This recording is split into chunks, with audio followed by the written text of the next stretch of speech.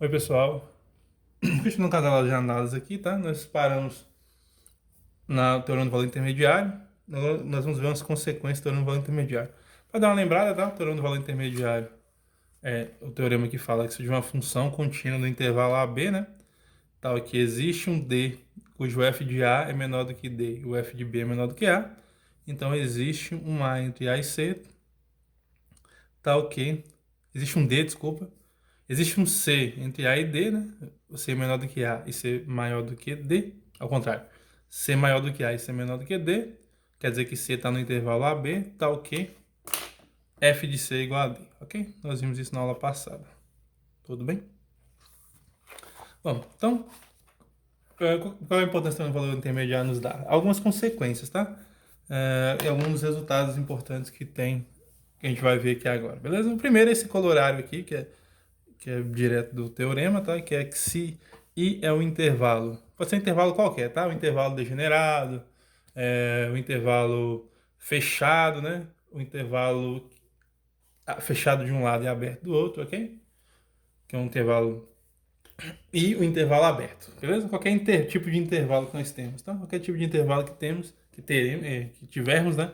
Então, se a função é contínua, f desse intervalo até r, então a imagem dela tem que ser o intervalo também, beleza? Vamos provar isso daqui, depois nós vamos... Eu vou deixar uns exercícios sobre esse colorário aqui, daí depois eu vou comentar sobre outros resultados. Então a prova desse colorário é simples, né? Nós temos que encontrar então dois extremos e mostrar que esse intervalo está contido na imagem, né? Se o intervalo estiver contido na imagem, aí a ideia então é mostrar que a imagem, que esse intervalo tem que ser a imagem, né? A primeira coisa que a gente vai fazer é pegar um intervalo, né? Construir um intervalo. Beleza? Então, de que maneira que isso é feito? Primeiramente, né, nós sabemos se o intervalo for degenerado, ou seja, se for só um ponto, né? Se a função for fixa, se a função for constante, no caso, então o resultado é óbvio, né? Então, se f é constante, nada a fazer, né? Por quê, né? Porque já que ela vai ter só um ponto, né? A imagem vai ser só um ponto e, no caso, seria um intervalo degenerado, né? Seria só um pontinho só. Então, a ideia é caso contrário, né? Vamos fazer caso contrário. Ela não ser constante, né? Caso contrário. Ou seja, ela assumir pelo menos duas imagens diferentes, né? Então, nesse caso, então, né? Vamos tomar, então, alfa. Como eu sei que ela vai ter duas imagens diferentes, nós podemos, então, tomar um ínfimo desse conjunto, né? O ínfimo e, que no caso aqui seria... Como é que é o ínfimo mesmo, né? Só para dar uma relembrada. São os x's pertencentes a x. Desculpa, são os f de x, né? Vou melhorar isso aqui, né? São os f de x, tal que x pertence a i, né? Na verdade, seria o... Vamos consertar isso aqui. Isso aqui seria igual, né? O ínfimo dos valores, né? O ínfimo dos valores. Deixa eu só lembrar aqui. Tá, seria o ínfimo, né, desses valores, né? Dos f's de x, tal que x pertence a i. Ou seja, seria o menor valor, né? O menor valor que a função atinge, né? Tá? E vamos pegar também o supremo, vamos chamar de beta. Beta, vamos chamar do o supremo de x, do de f de i, né? O supremo de um conjunto, né? Neste caso aqui seria os f, seria o sup, né? Seria igual o supremo dos f de x, tal que x pertence a i. Mesma ideia, né? Ou seja, o maior valor possível, né? Não necessariamente ele é único, né? Pode ser mais de um valor, tá? Mas a gente pode pegar esses valores porque nós sabemos que a função ela não é constante, né? A função não ser constante, isso acontece, beleza? Bom, Lembrando que o ínfimo e o supremo é o maior das cotas lá, né? Ok? Mas aí não quer dizer que é um intervalo, né? Mas o que a gente pode considerar agora então é se f de i for ilimitado, né? Se f de i for ilimitado, nós tomamos menos infinito ou é só você tomar então alfa igual a menos infinito e beta e ou, né, no caso i barra ou, né? Porque é limitado superiormente ou inferiormente no caso, né? Beta c igual a mais infinito. Ok? Bom, é porque ele pode ser limitado superiormente apenas, né? Ok? Ou inferiormente, né? Então, eu coloquei i ou, né? Se for os dois, vai dar todo R, né? Então, para provar, então, que f de i, para provarmos que f de i é o intervalo, né?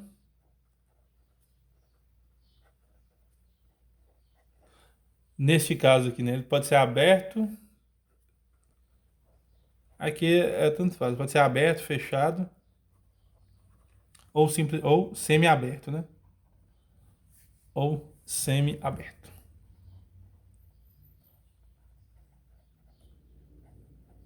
Semi-aberto é quando ele é fechado, aberto de um lado, fechado do outro, né? Beleza? Então, nesse caso, com os extremos, né? Cujo os extremos desse intervalo, né? Cujos extremos sejam alfa e beta.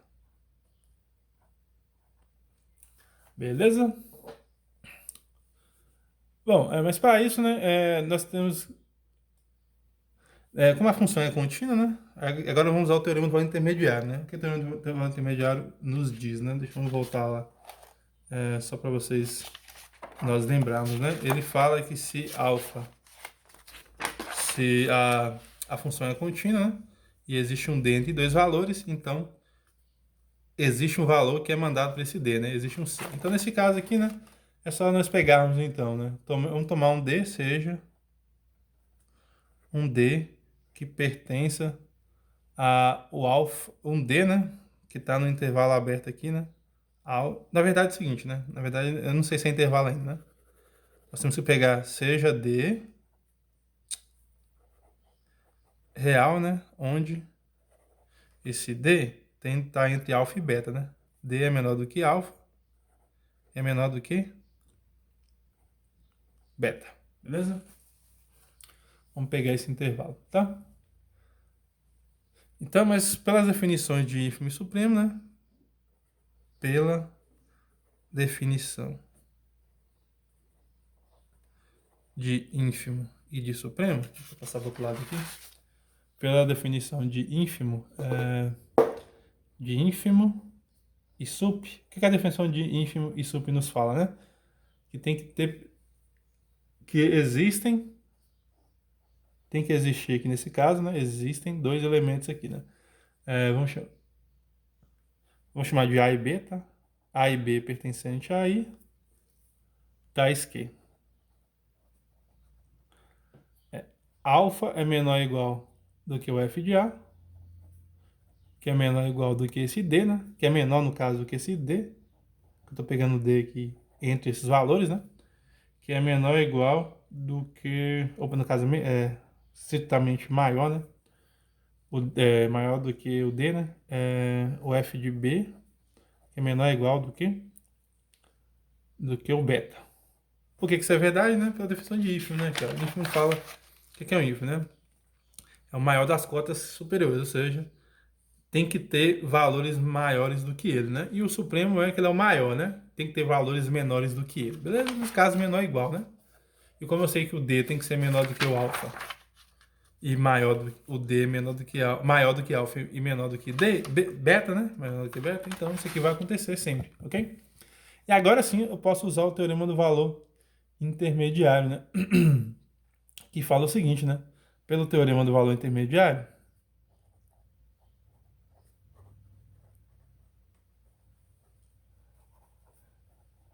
do valor intermediário, tem que existir. Existe um C. Existe um C que pertence ao intervalo AB, né? Esse AB pertence a I, né? O C que pertence ao intervalo aqui aberto. AB, tá ok. O F de C tem que ser igual a D. Isso o teorema intermediário nos diz, né? Bom, isso, eu posso fazer isso para qualquer valor, né? Para qualquer valor D. É que eu peguei qualquer D que esteja entre alfa e beta, isso aqui vai ser verdade sempre, né? Ok? O que é que isso quer dizer, né? O que é que nós concluímos? Assim, concluímos que D pertence a F de I, né? Beleza? E como D é um arbitrário, um qualquer, né? Isso quer dizer, então, que qualquer valor que esteja entre alfa e beta pertence a F de I, né? Logo, o que é que isso quer dizer? Logo, né, o intervalo alfa, beta, tem que estar contido em F de I. Contido é igual, né? Porque eu posso fazer isso para qualquer valor que esteja entre alfa e beta. Beleza? Então eu peguei um D qualquer, isso é sempre verdade, né? Mas a ideia aqui é que alfa, né, ele tem que ser o menor valor de F de I, porque ele é um ínfimo, né? Beleza? Ou, na verdade, ele não necessariamente está aí, né? Mas ele vai ter que ser o menor valor, né? Como alfa. Vou escrever aqui, né? Como alfa é um ínfimo, né? Como alfa é igual ao ínfimo de F de I. O ínfimo de F de I e beta é igual ao o supremo maior valor de F de I, então o que que acontece, né? Não pode ter ninguém maior do que eles, né? Só se você olhar a definição aqui, né? Ó, o menor valor tem que ser o ínfimo, no caso é alfa. O maior valor tem que ser o beta, no caso, beta. Então não tem nenhum valor maior ou menor, né? Nesse caso, o que isso quer dizer? Isso quer dizer, então, que o F de I só pode ser um intervalo, né?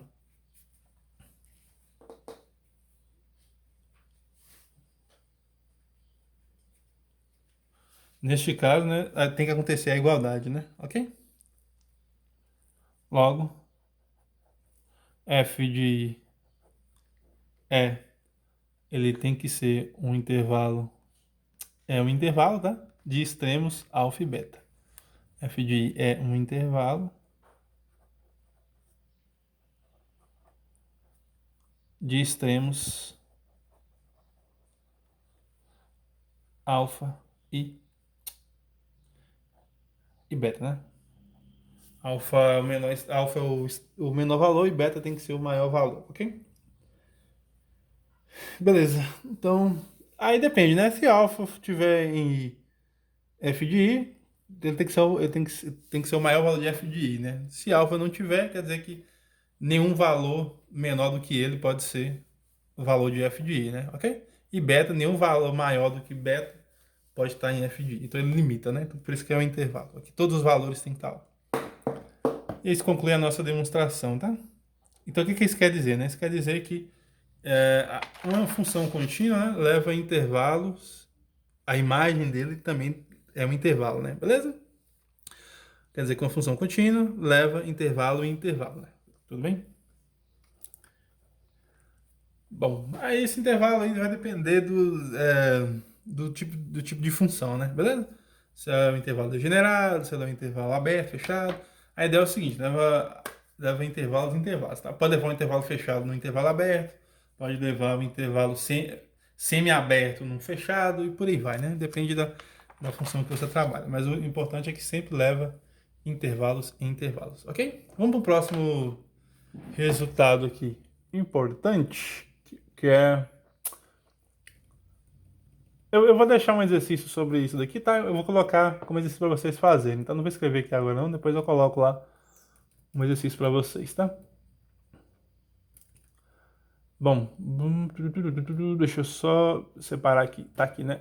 Gente, primeiro vamos falar de uma definição aqui de ponto fixo, né? Acho que vocês já devem ter ouvido falar, mas vamos definir de novo aqui, definição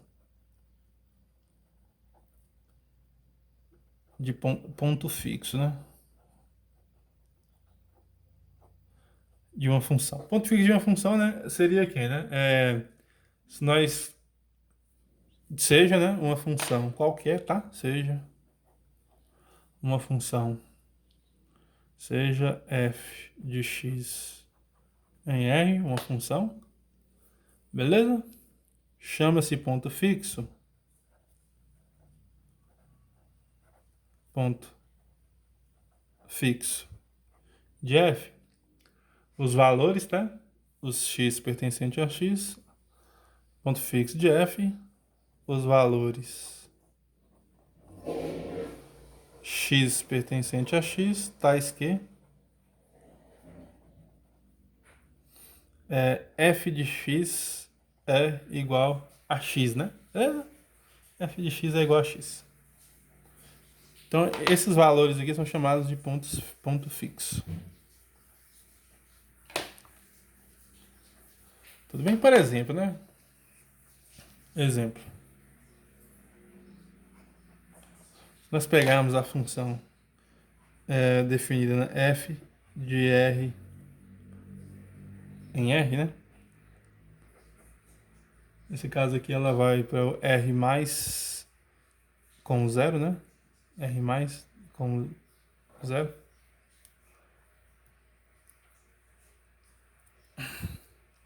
Dada da seguinte... Eu não lembro se é com... Acho que asterisco é quando você coloca o zero. É isso, né? Dada por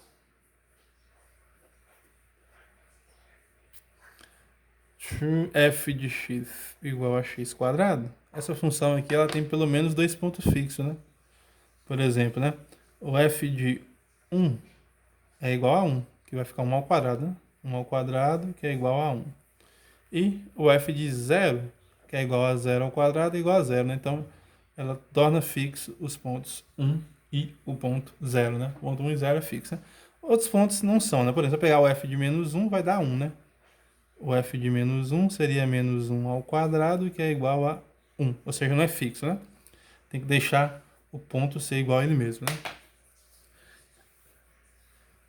Seria como se fossem os pontos que estão na reta identidade, né? Beleza? Que tem interseção com a função com a identidade, né? Seria mais ou menos isso, né? Mas qual é o valor, qual é a aplicação que a gente tem sobre o teorema do valor intermediário sobre esses pontos fixos, né? Que é o chamado teorema do ponto fixo.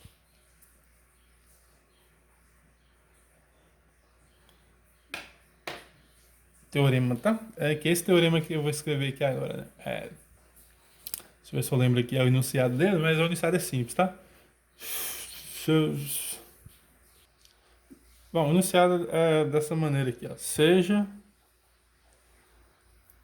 uma função f de um intervalo AB contínua, uma função de domínio AB contínua, tá? Uma função contínua definida no intervalo AB, tá ok. Agora vamos colocar duas hipóteses aqui, tá ok. A primeira hipótese é que o f de A tem que ser menor ou igual do que A, tá? F de A é menor ou igual do que A. E a outra é que o F e o B tem que ser menor ou igual do que o F de B. Beleza? Então, é isso mesmo, tá? O F de A menor ou igual do que A e o F de B menor ou igual do que o F de B. Beleza? E o B menor ou igual do que o F de B. Isso. Então, nestas condições,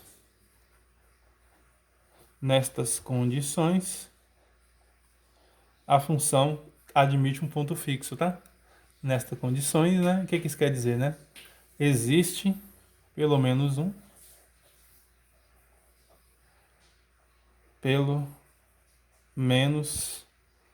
um C pertencente ao intervalo AB. Existe pelo menos um C. Nesse caso aqui, ele pode ser um dos extremos, tá? Já que eu estou colocando na menor ou igual aqui, né? Existe um C pertencente ao intervalo AB, tal que f de C é igual a C. Beleza? Bom, se o A satisfazer e o B satisfazer, não precisa fazer nada, tá? Beleza? Porque já tá dizendo aqui, tá? Tô dizendo aqui, né? Que tô falando F menor ou igual do que A. Beleza? Se o C for igual ao A e o C for igual ao B, né? A ideia não muda muito, tá? Quer dizer, a ideia não, né? Você vai ter a igualdade acontecendo, beleza? Vamos provar isso daqui, né? De fato.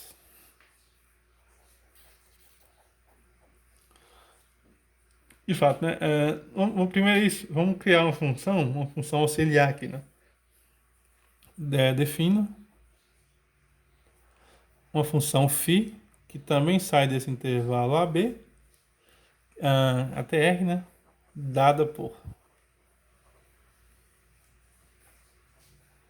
Vamos definir da seguinte maneira, né? Φ de x, ela vai ser igual a x menos f de x. E essa função aqui é claramente contínua, né? É claramente contínua. Φ é claramente contínua. Claramente no sentido de subtração de duas funções contínuas, né? Essa aqui é a função identidade menos a f de x, que é contínua por hipótese, né? Então, por isso que essa função é contínua, tá? Bom, se essa função φ é contínua, né? Tá. E aqui nós temos contínua com... Se nós calcularmos aqui o f de A, né? Vai ter que ser igual a... Desculpa, o f não, o φ de A, né? O φ de A, como nós temos... seria quem? Seria x menos... Isso aqui é igual a x menos... desculpa. Como a função é x menos o f de x, não vai ser A, certo? Menos o f de A. Beleza?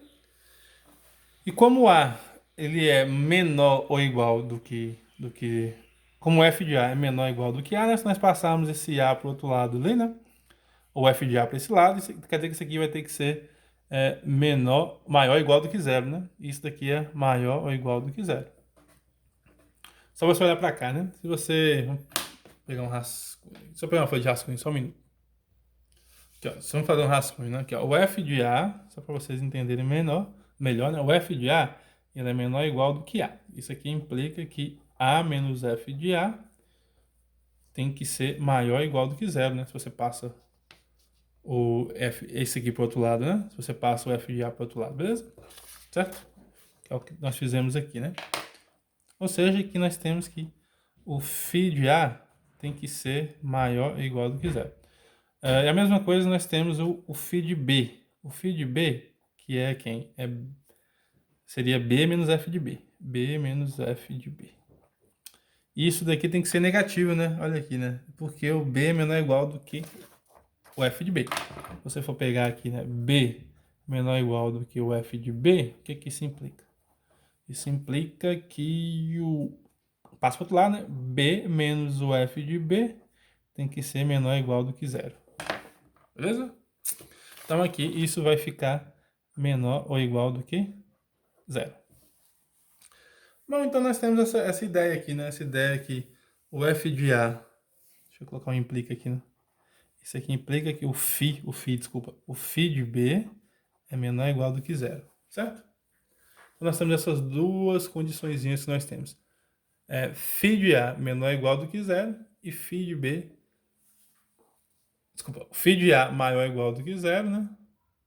E o φ de B menor ou igual do que zero. Nós chegamos nisso daqui, né? Ó, φ de B, ou seja, nós chegamos que o φ de B é menor ou igual do que zero e, por sua vez, é maior ou igual... φ de B é menor ou igual do que zero e zero é menor ou igual do que o φ de A. Ou seja, nós temos um valor entre B e A, né? O φ de B e o φ de A. Então, pelo teorema do valor intermediário, mesma coisa, né? Assim, pelo teorema do valor intermediário, vai ter que existir um C.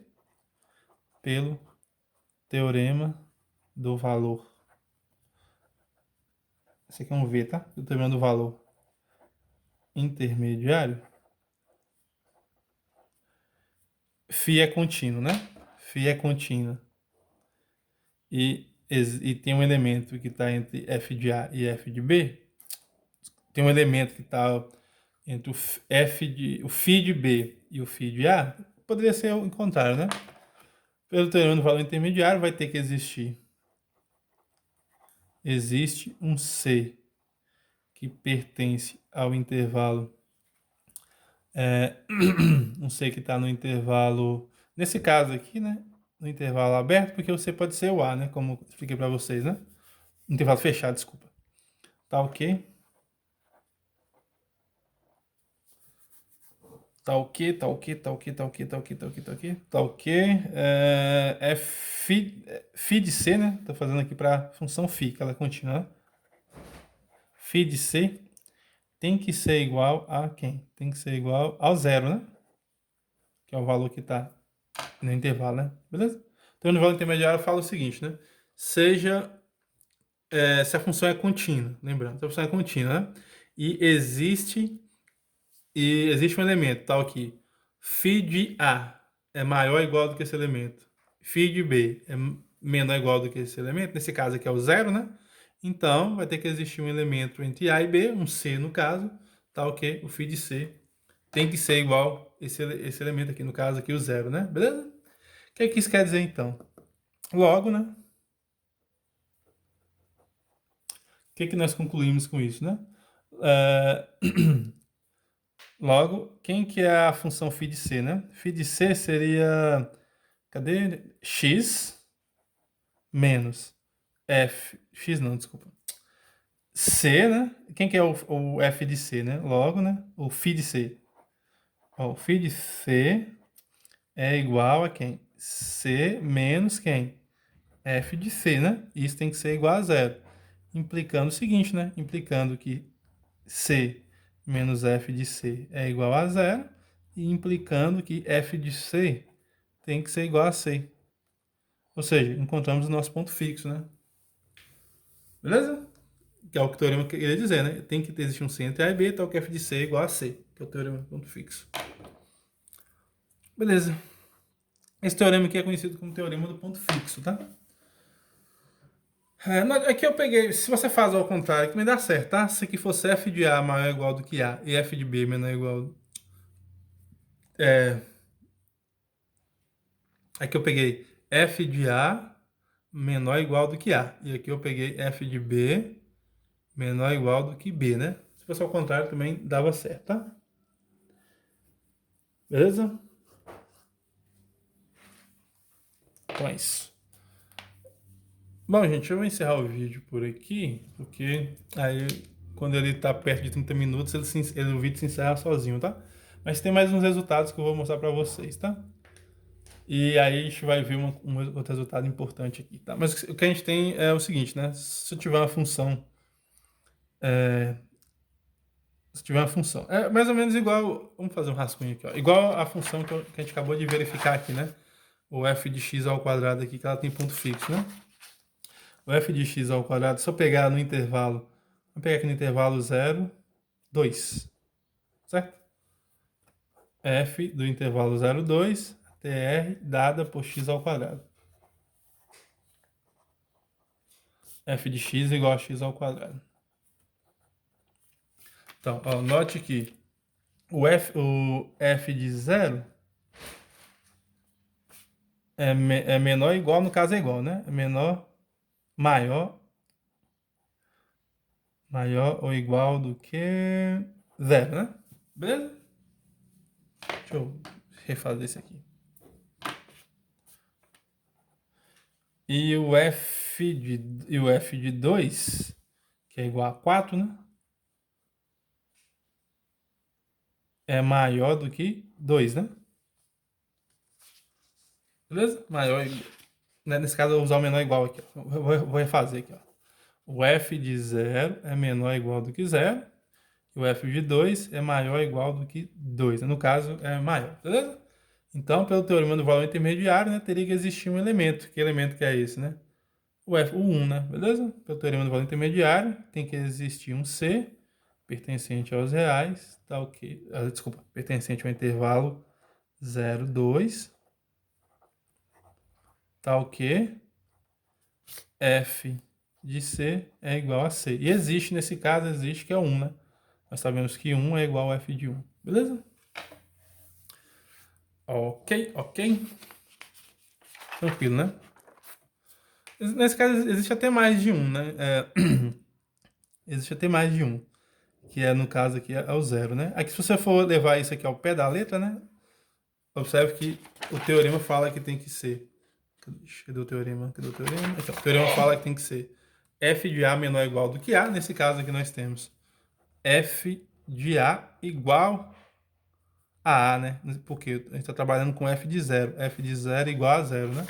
E o f de B tem que ser menor ou igual... Você pode trocar, né? Aqui eu poderia trocar. O f de B poderia ser maior... que é maior, né? Tá certo. O f de B, né? O f de B tem que ser maior do que B, né? Quem que é o f de B? O f de B, nesse caso, está usando o 2, né? F de 2, que é 4. Se você faz 2 ao quadrado, 2 ao quadrado dá 4, né? 4 é maior do que 2, né? Se você for usar o pé da letra. Então, tem que existir alguém, beleza? E esse alguém é quem? É o 1, né? Se você for pensar bem, tudo bem? Tá, agora sim eu vou encerrar o vídeo aqui. Tchau pra vocês.